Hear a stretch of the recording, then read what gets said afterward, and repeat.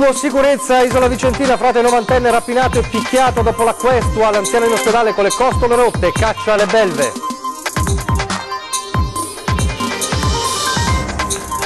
E paura dolo per un imprenditore aggredito e picchiato da due malviventi, fuggiti però senza bottino, volevano sequestrarmi, ha detto l'uomo.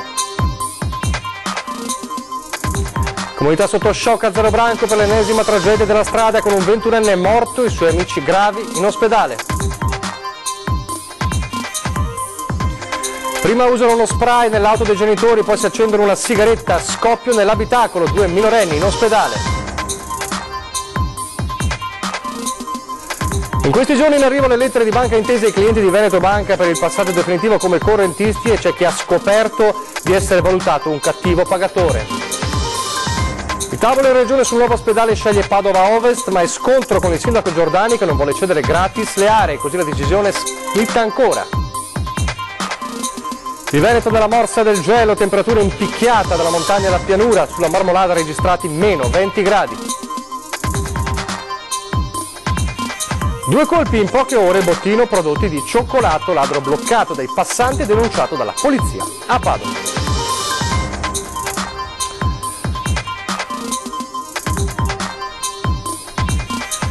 Telespettatori di Antena 3, buonasera, ben ritrovati l'edizione del Veneto dei nostri telegiornali che si apre tornando a parlare della incubo criminalità e della insicurezza sempre più percepita dai veneti. E le vittime, come sempre, degli assalti e delle rapine violente sono soprattutto persone deboli, inermi come un frate novantenne di Isola Vicentina, considerato l'ultimo dei frati mendicanti rimasti picchiato selvaggiamente e derubato. Lui è Fra Germano, a 90 anni ogni giorno prende il suo motofurgone, lascia il convento di Santa Maria del Cengio e raccoglie le offerte per aiutare i poveri. Per questo è molto amato e per questo è ancora più vile l'aggressione che ha subito, picchiato da 2 sconosciuti che probabilmente conoscevano i suoi spostamenti. Lo hanno aspettato e aggredito proprio davanti al garage in cui parcheggiava ogni sera la sua ape e poi lo hanno derubato. Alcune persone l'hanno visto per terra, dopo una mezz'ora che si trascinava l'hanno soccorso e l'hanno accompagnato qui da noi, quindi dopo un certo periodo che lui cercava, non riusciva ad alzarsi, era lì con le sue 4 costole fratturate che cercava aiuto. Come sta adesso? Sotto shock, però sta bene, molto sereno, un animo forte. Compagno e amico in convento, frate Hermes ci racconta, Fra Germano è l'ultimo frate questuante, il frate cercatore, ha sempre vissuto di carità. Ora è ricoverato in ospedale con le costole rotte. È un uomo che ha sempre vissuto di carità, data e ricevuta e distribuita, quindi questo è ancora più triste. Ieri la comunità intera in chiesa ha pregato per lui, ma anche per i suoi aggressori. Perché probabilmente sono persone alla disperazione. Ad Olo invece, nel mirino dei banditi violenti, finisce un imprenditore. C'è sconcerto a Dolo per quanto accaduto giovedì sera nella frazione di Arino, a 800 metri dalla tenenza dei Carabinieri. Al 10 di via Torre, Pietro Zara, imprenditore nel settore metalmeccanico, 43 anni, è stato vittima di una tentata rapina che ha definito per le modalità cruenta e spropositata. Erano le 8:30 di giovedì sera quando Pietro Zara è arrivato a casa dopo il lavoro, ha aperto il cancello, ha parcheggiato l'auto dietro la vettura della moglie ed è stato a quel punto che i 2 malviventi hanno scavalcato questa recinzione e lo hanno aggredito immobilizzandolo. Mimetica e volto coperto da un passamontagna, armati di pistole, i 2 non hanno impiegato molto a manifestare le proprie intenzioni violente. 2 telecamere che sorvegliano la villetta di recentissima realizzazione in cui l'imprenditore abita da qualche mese con la famiglia, moglie e 2 bimbe di 1 e 5 anni, hanno ripreso l'agguato. Pietro Zara non aveva denaro con sé, allora i 2 hanno iniziato a maneggiare fascette da elettricista col chiaro intento di immobilizzarlo. Volevano chiudermi nel bagagliaio, ci ha detto l'imprenditore, ancora in evidente stato di shock e che comprensibilmente non vuole mostrarsi alla telecamera. Sul volto un cerotto a coprire la ferita più grave, quella causata dal colpo sferrato dal calcio della stessa pistola che l'ha tenuto in scacco per lunghi interminabili minuti. Poi l'uomo è riuscito a divincolarsi. Da una finestra ho visto mia moglie e le mie figlie davanti al televisore, la porta era chiusa e senza dare le spalle ai due malviventi sono scappato in strada fino alla casa di fronte, dove insanguinato ho chiesto aiuto. È stato a quel punto che i due si sono dileguati facendo perdere le proprie tracce. I carabinieri hanno raccolto elementi utili alle indagini supportate dalle immagini delle telecamere di sicurezza che forse sapranno svelare particolari fondamentali per l'individuazione dei malviventi. Intanto in Veneto le strade continuano a mietere purtroppo giovani vittime. A Zerobranco nel Trevigiano lo shock per la morte di un 21enne con i suoi 3 amici gravi in ospedale. Il muretto in cemento distrutto come un castello di sabbia, a terra i vetri, questi segni della tragedia che sabato notte si è consumata qui in via Mattei a Zerobranco. Mancano pochi minuti alle 3 quando un violento boato sveglia chi a quell'ora sta ancora dormendo. Qualcuno si precipita in strada per vedere cos'è accaduto. La scena che si presenta davanti a loro è di quelle che non si possono cancellare dagli occhi e dalla mente. Una panna cartocciata su se stessa, all'interno 4 giovani, 2 ragazzi e 2 ragazze, tutte tra i 19 e i 28 anni. Sul posto in pochi minuti arrivano i sanitari del SUEM, ma purtroppo per uno dei giovani non c'è nulla da fare. Elias Karuak, 21 anni, pasticcere, era seduto sul sedile posteriore. L'impatto gli è costato la vita. Gli altri 3 amici rimangono gravemente feriti. Una delle ragazze di 19 anni si trova ricoverata nella terapia intensiva del Cafoncello in prognosi riservata. Stanno invece migliorando le condizioni degli altri 2, una ventenne e l'amico di 28. I 4 avevano trascorso la serata insieme, stavano percorrendo via Mattei quando prima di mettersi sulla Nualese l'auto ha iniziato a sbandare, colpendo prima i cartelli stradali e finendo la sua corsa contro il muretto, forse anche per colpa dell'asfalto reso viscido dalla pioggia battente. Bisognerà ora ricostruire la dinamica e capire cosa abbia causato il drammatico incidente. Alcuni residenti puntano il dito contro la pericolosità della Nualese e chiedono da tempo che venga installato un autovelox. Quella è un ex statale, ad oggi regionale, ed il comune ha in qualche modo poteri soltanto in centro abitato. E l'autovelox fuori dal centro abitato è vietato assolutamente dal codice della strada nelle ex statali. Elias è di origini marocchine, naturalizzato italiano, viveva a Zerobranco insieme ai genitori e 2 fratelli. Una passione per la cucina e la pasticceria che erano diventate la sua professione. La morte del 21enne ha scosso l'intera comunità dove la famiglia Karuak è molto conosciuta. Ed ora l'incredibile incidente con 2 minorenni feriti in ospedale, rimasti feriti nell'auto dei genitori in seguito allo scoppio provocato dall'uso di uno spray seguito dall'accensione di una sigaretta. Il fatto è avvenuto ieri notte a Bussolengo nel Veronese. I giovani si trovavano appunto nell'auto dei genitori, pare abbiano usato una bomboletta spray per la pulizia spruzzando del prodotto per poi accendersi una sigaretta che ha innescato ovviamente lo scoppio che è avvenuto per la presenza di gas propellente nell'abitacolo. Sul posto i vigili del fuoco che hanno messo in sicurezza l'auto, mentre i 2 feriti, fortunatamente non in gravi condizioni, sono stati assistiti e portati in ospedale dai medici del SUEM 118. Allora lasciamo per un attimo la cronaca per parlare ancora una volta delle banche venete, con le lettere di Banca Intesa che stanno arrivando in questi giorni ai clienti di Veneto Banca. È fissata infatti per la seconda settimana di dicembre il passaggio definitivo dei correntisti al circuito Intesa con la chiusura dei conti di Montebelluna. E a sorpresa, come la persona che ci racconta al nostro microfono la sua vicenda, c'è chi ha scoperto non solo di non avere più il fido, ma anche di essere valutato un cattivo pagatore. Walter Baseggio, lei è un cattivo pagatore. Sì, certamente che sono un cattivo pagatore. Con 800.000 euro in azioni Veneto Banca. Sì, signore. Da socio importante a cattivo pagatore. È la parabola di Walter Baseggio, oggi uno dei volti dell'associazione Don Torta, che da qualche giorno ha scoperto di essere stato segnalato alla centrale rischi del sistema bancario italiano. Sono andato in una banca del territorio perché avevo bisogno di 10.000 euro, di un fido, insomma. Vado là, parlo col direttore e mi fa: signor Baseggio, purtroppo la Itaguardi non possiamo erogare il suo fido perché lei è stato segnalato alla banca rischi. Una vicenda che capiterà a molti altri soci clienti di Veneto Banca, beffati non solo per i soldi spariti, ora anche per la mancata garanzia conseguente alla svalutazione delle azioni della banca di Montebelluna. Io avevo bisogno di questa somma per vivere. Io adesso con il bancomat non posso andare neanche in una piccola botteghetta per prendermi un pacco di biscotti perché io sono un cattivo pagatore. Impensabile per Baseggio, che fino a qualche anno fa fa aveva oltre 39.000 euro di fido garantito dal quasi 1 milione di euro di azioni Veneto Banca. Tra l'altro esposizione ora più che mai incerta, per la quale con Montebelluna aveva puntato a un massimo scoperto di €1 e che ora con intese in pochi mesi è aumentato dell'800%. Mi rispondono che la mia richiesta di rinnovo del fido è andata alla centro servizi e poi mi ha detto: guardi, signor Baseggio, la sua posizione è passata alla liquidazione quota amministrativa. Un caso che rischia di non essere isolato e che potrebbe essere esteso per mutui su imprese e abitazioni. Loro hanno rubato 30 miliardi dalle tasche dei veneti. Io ho chiesto un fido, mi hanno segnalato alla centrale rischi, cioè io non posso muovere mi hanno rovinato. Intanto le associazioni dei risparmiatori fanno fronte comune.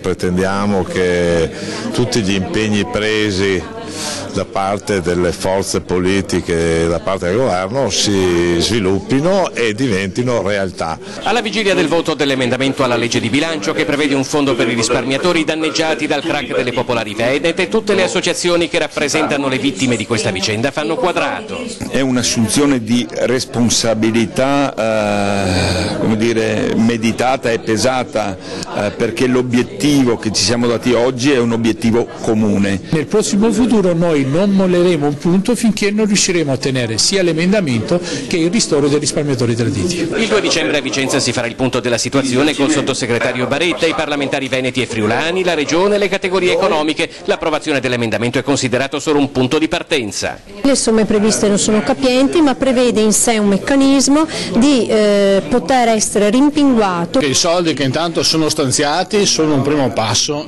è un segnale importante ai risparmiatori, ai consumatori che purtroppo hanno subito questo grave danno. L'ipotesi che dal Parlamento arrivino brutte sorprese non viene nemmeno presa in considerazione. Se viene tradito questa prospettiva, io credo che è come fosse una resa, cioè non si vada neppure alle elezioni. I risparmiatori non intendono mollare. Sono agguerriti più che mai ed anche per questo per noi è uno stimolo per andare avanti, per portare alto questo progetto di questo fondo.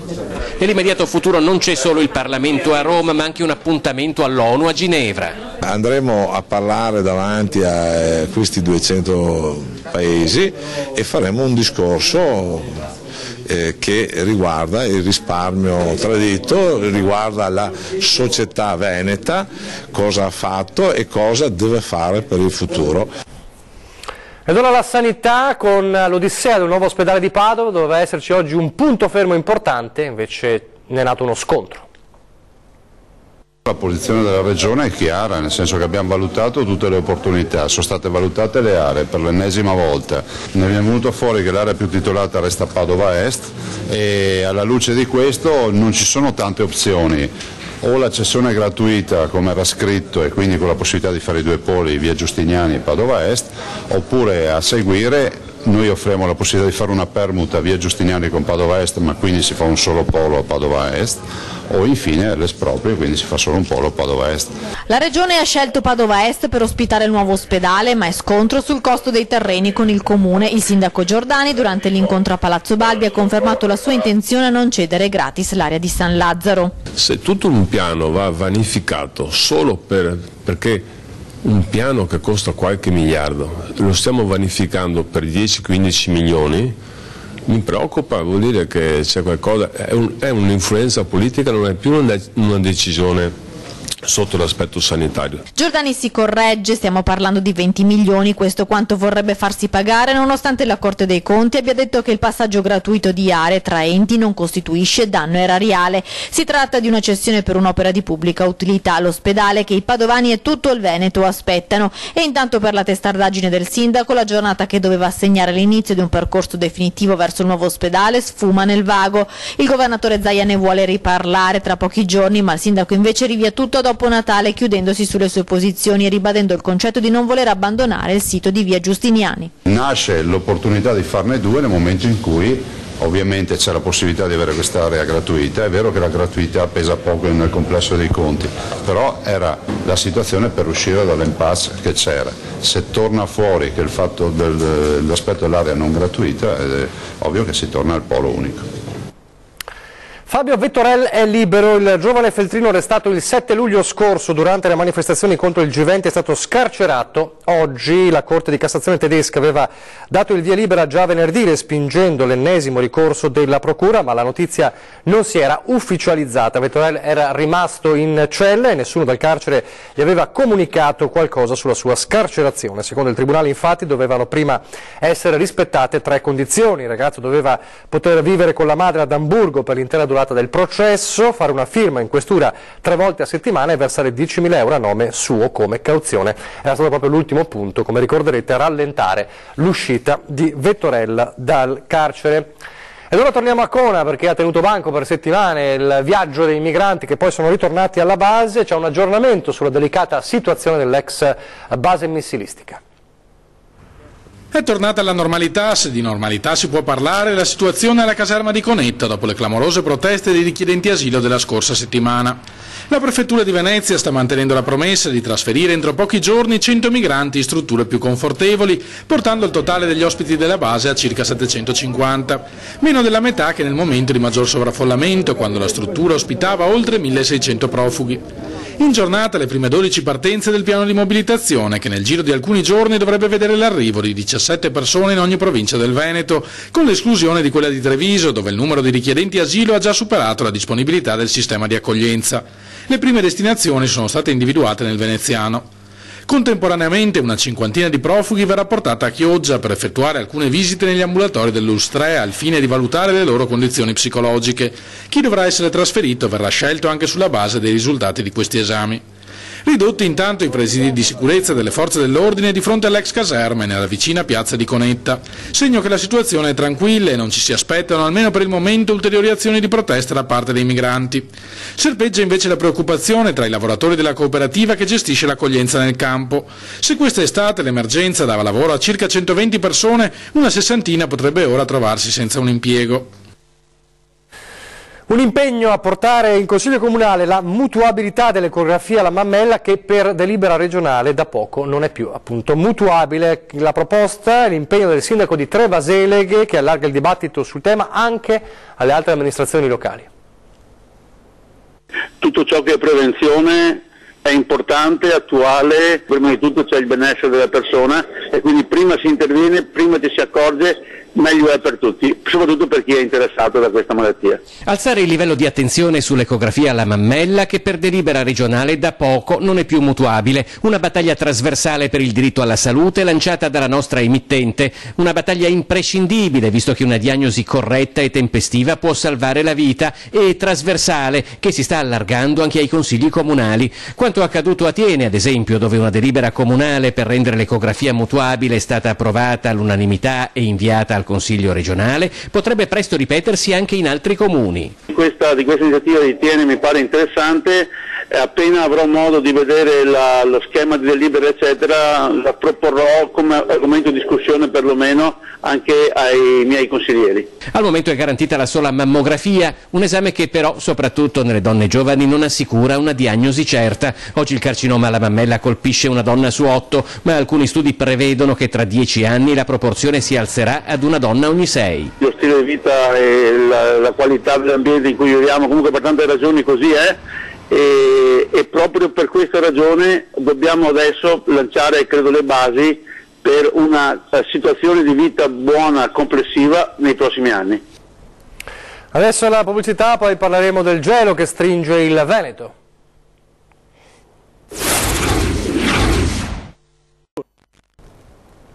Rieccoci in studio, telegiornale del Veneto, un Veneto nella morsa del gelo dalla scorsa notte, come era peraltro previsto, temperature in picchiata con valori delle minime sotto zero, il record meno 20,7 in Marmolada, quota 3.256 metri. La regione si è svegliata sotto la morsa del gelo, specie in montagna, ma non solo, anche la pianura non è stata risparmiata, come ha rilevato l'ARPAV, così nei capoluoghi del Veneto. A Belluno il termometro ha segnato una minima stanotte di meno 5,4%, a Vicenza meno 3, a Treviso meno 2,5, a Verona meno 1,4.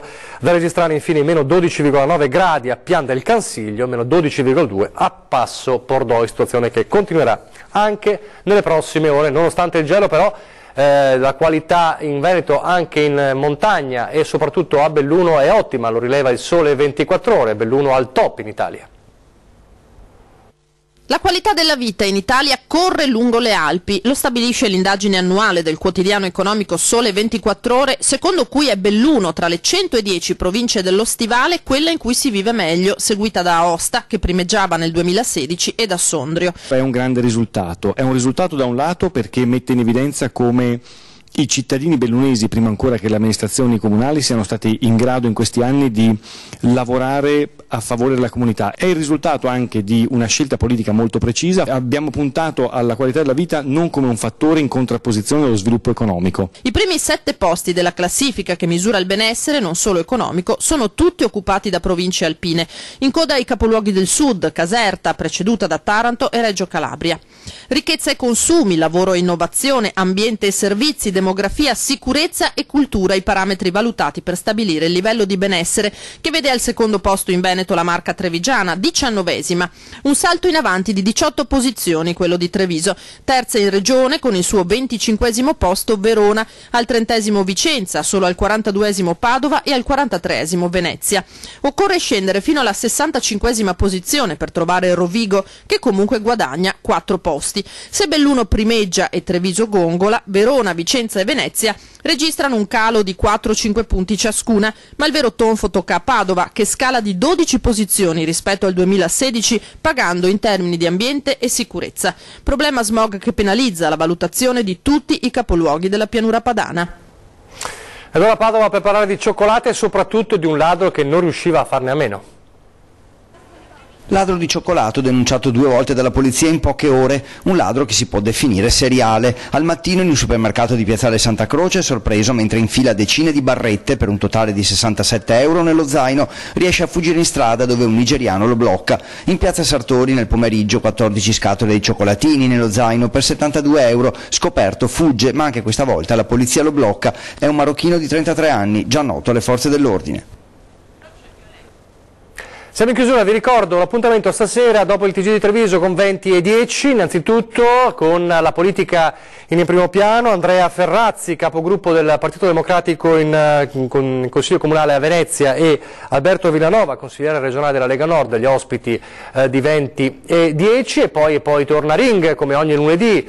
Dalle 21:15 torna il talk show del lunedì, La politica alle corde, tema importantissimo di questa puntata, è tema caldo, la fuga dal Veneto dopo il caso di Sappada, il rischio quindi che avvalanga altri comuni, tra cui tutti quanti i riflettori sono su Cortina, scelgano la stessa via, la via di un percorso appunto di fuga dal Veneto. Nel caso di Cortina sarebbe il Trentino Alto Adige. Ospiti in studio tra gli altri Massimo Bitonci della Lega Nord, Federico D'Inca, deputato del Movimento 5 Stelle, ma anche rappresentante del Comitato per il ritorno di Sappada in Friuli, Venezia Giulia.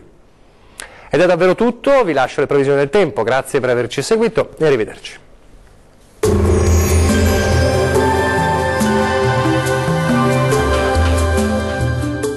Termoidraulica Susin. Se compri una caldaia, in omaggio il condizionatore. Termoidraulica Susin a 0 branco. Ben ritrovati al meteo di Antenna 3. Tempo in prevalenza stabile sulle nostre regioni, qualche nebbia sulle pianure e locali nevicate sui confini alpini. Nel dettaglio sul Veneto qualche nebbia mattutina sulla pianura centrale, cielo parzialmente nuvoloso fino a metà giornata, poi si copre gradualmente con deboli piogge entro sera. Temperature massime comprese tra 4 e 7 gradi, valori notturni tra -1 e 1 grado. Andiamo ora a vedere che tempo farà sul Friuli Venezia Giulia. Dapprima cielo poco o parzialmente nuvoloso, dal pomeriggio però aumenta la copertura nuvolosa ovunque con deboli piogge possibili entro la serata. Diamo anche in questo caso uno sguardo alle temperature, le massime saranno comprese tra 7 e 10 gradi, minime tra -1 e 1 grado sotto zero in montagna. Concludiamo con uno sguardo al Trentino Alto Adige. Cielo poco o parzialmente nuvoloso, dal pomeriggio peggiora con cielo coperto e deboli precipitazioni nevose anche a bassa quota. Vediamo ora le temperature, le massime saranno comprese tra 7 e 9 gradi, minime tra -1 e 0 gradi. Il mare sarà calmo sulle coste, poco mosso al largo. I venti deboli da sud-ovest sulle zone costiere e moderati al largo. Dal meteo di Antenna 3 è tutto, arrivederci.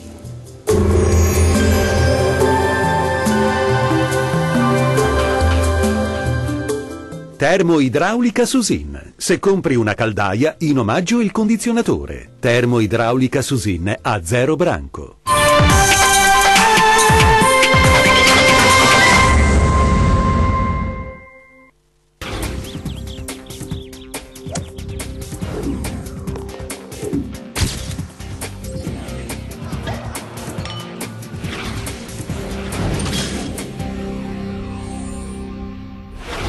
Benvenuti ad InfoTV.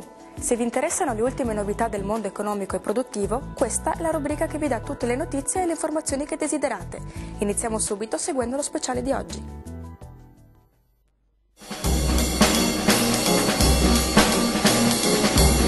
Quando la dolcezza del cioccolato diventa indiscussa protagonista di un intero weekend nel salotto di Treviso, quella piazza dei signori che per il 18° anno fa da cornice alla rassegna Cioccolato di Marca organizzato da Confartigianato Imprese con contributo di Camera di Commercio ed EBAV.